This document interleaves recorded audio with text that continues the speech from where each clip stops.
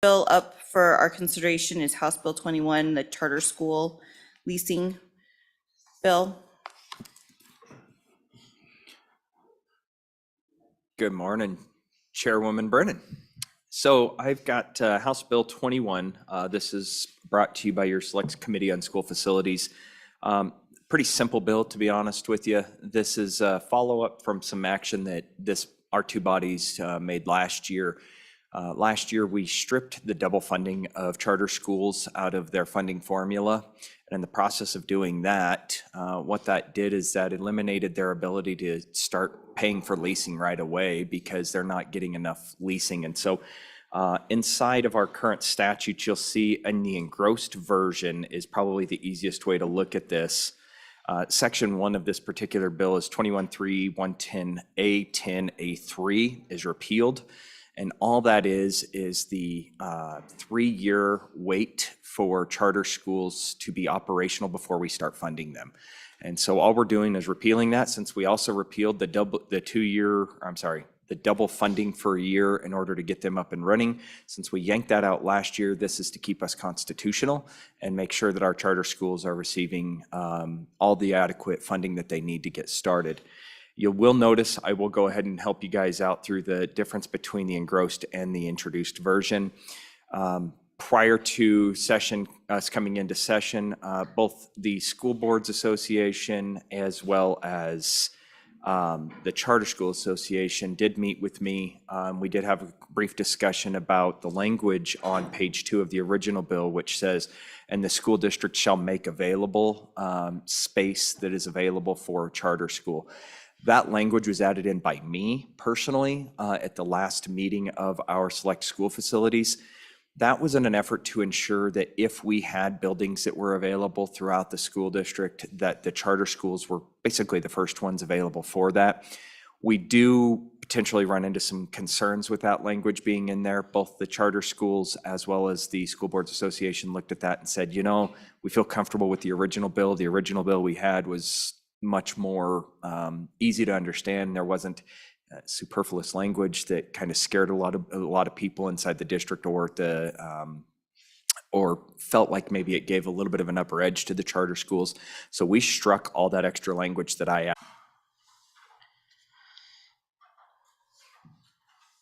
Does the department have anything on this bill?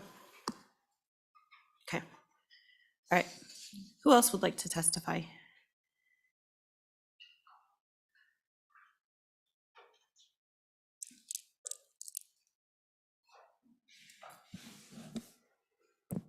Madam Chairman, members of the committee, it's Friday. Good morning. My name is Carrie Klein. I'm with the Wyoming Association of Public Charter Schools. I just wanted to take an opportunity to thank the Select Committee and your work on this for ensuring that charter school students are treated equitably. Repealing the requirement that they have to wait 3 years before they're eligible for the facility funding like their traditional counterparts really does help them focus those funds on providing educational programs and serving their students in a more effective manner. So we support this bill with the changes, and we stand committed to continue to work together to make sure that we can ensure some equitable solutions for all of these public students. So happy to stand for any questions. Thank you.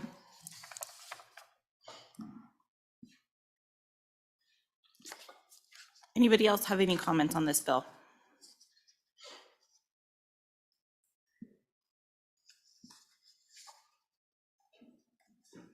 Hi there, Sherry Davis with the Wyoming Federation of Republican Women and President of Crook County Republican Women.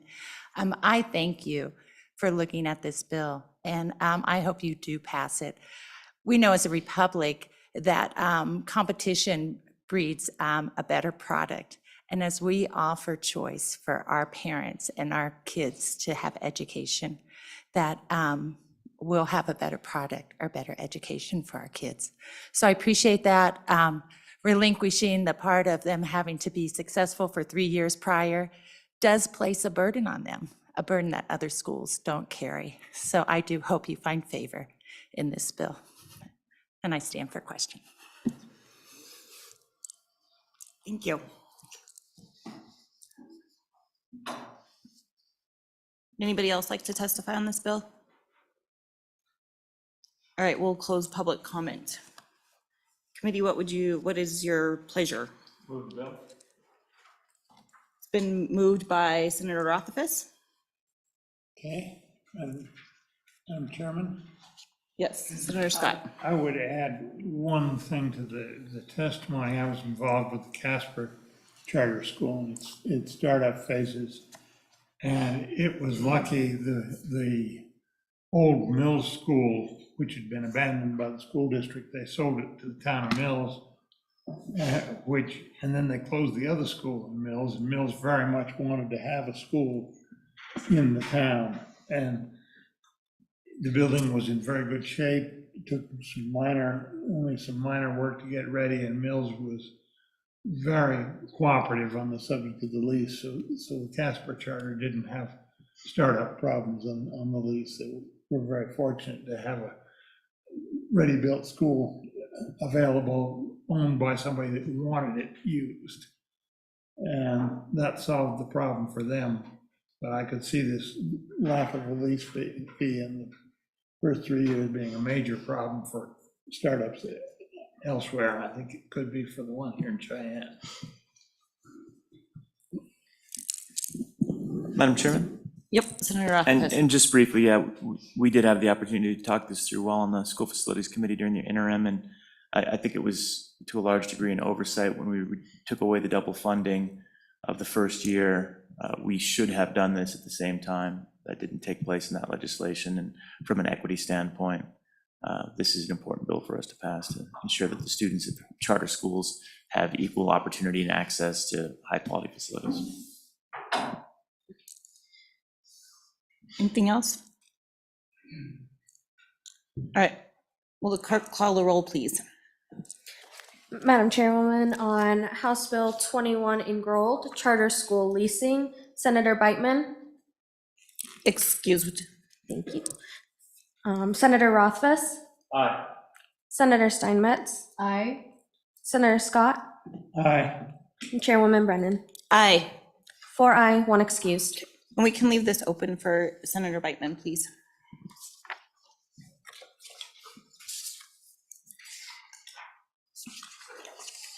All right, the next bill up for our consideration is House Bill 21, Charter School Leasing. Nope, that was the one that we just did, sorry. I gotta get rid of that in my pile. Okay, how about if we consider House Bill 20, School Finance Regional Cost Adjustment? And this was a bill that we worked at the Joint Education Committee in the interim. It is an act relating to school finances requiring reporting and data collection to study the regional cost adjustment. Section 1 talks about the data that will be collected. Let me pull the one with my notes. This is pursuant to Wyoming Statute 21-13-309T. On page 2, it talks about each school district shall report to the state superintendent of public instruction. And then it talks about the reporting of personnel in I starting on line 5 of page 2. Then on line 18 of page 2, it talks about the reporting of mileage reimbursement. If you go on to page 3, it talks about that the superintendent of public instruction will support what they will report to the Legislative Service Office, the data that's collected. Then in part D, starting on line 11 of page 3, it talks about the Wyoming Department of Workforce Services and that they shall report to the Legislative Service Office some wage information, also information if an employee leaves a district, what position they left and what positions they're going to. If you go on to page 4, more requirements of what shall be reported to the Legislative Service Office. And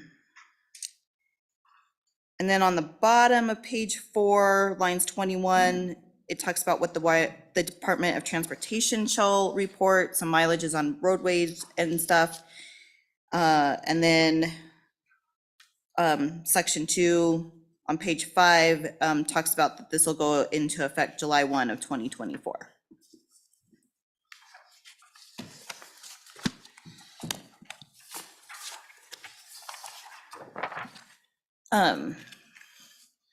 So who, department, do you guys have any?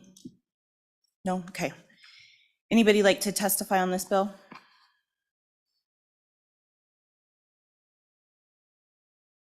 Anybody?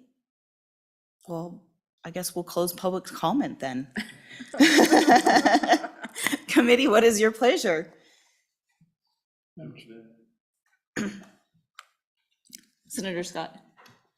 Madam Chairman, this is obviously preparation for the upcoming recalibration, and these issues have been quite sensitive. The regional cost adjustment, and this is just lining up to make sure we have the data available and getting it cheaper than if we made the consultants go out and find it out.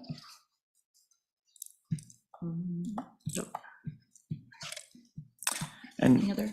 Madam Chairman, I'll just note that, part of the impetus for this was a request of our consultant that has worked on regional cost adjustments for quite a few years for the legislature, of what additional information would be useful to her to provide more accurate and granularized regional cost adjustment for the state.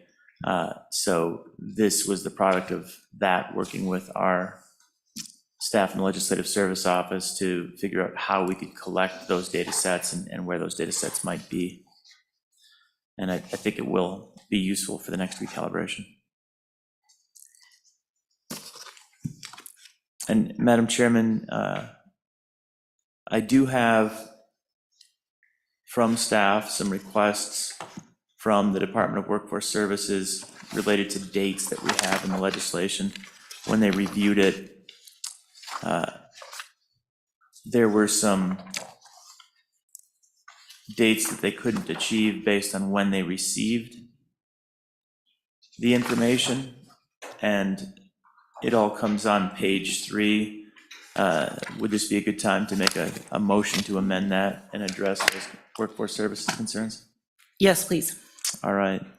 So on page 3, you see in the paragraph D, some requests for data reporting from workforce services to the LSO related to wage information.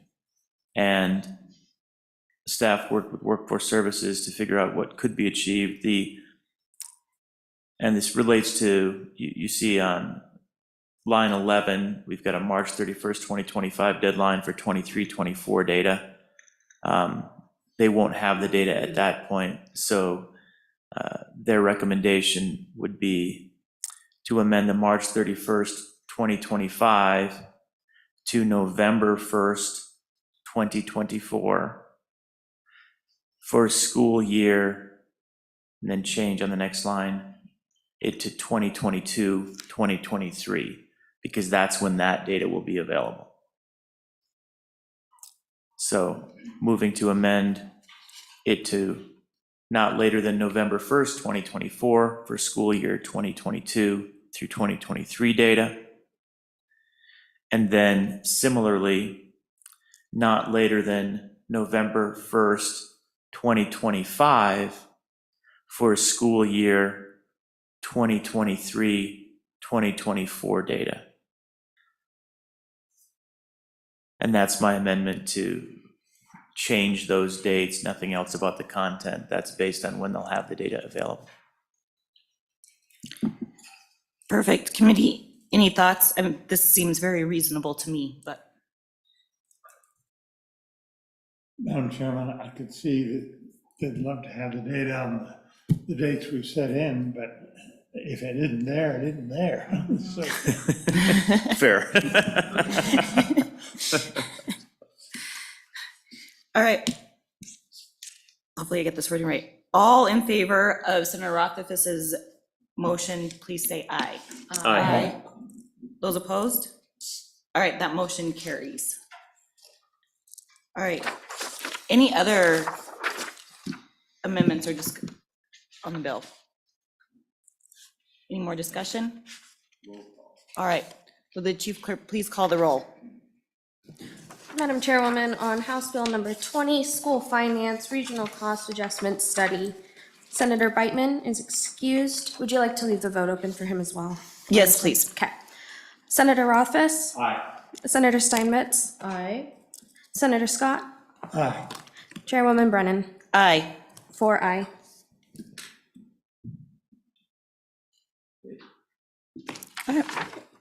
Thank you. We're,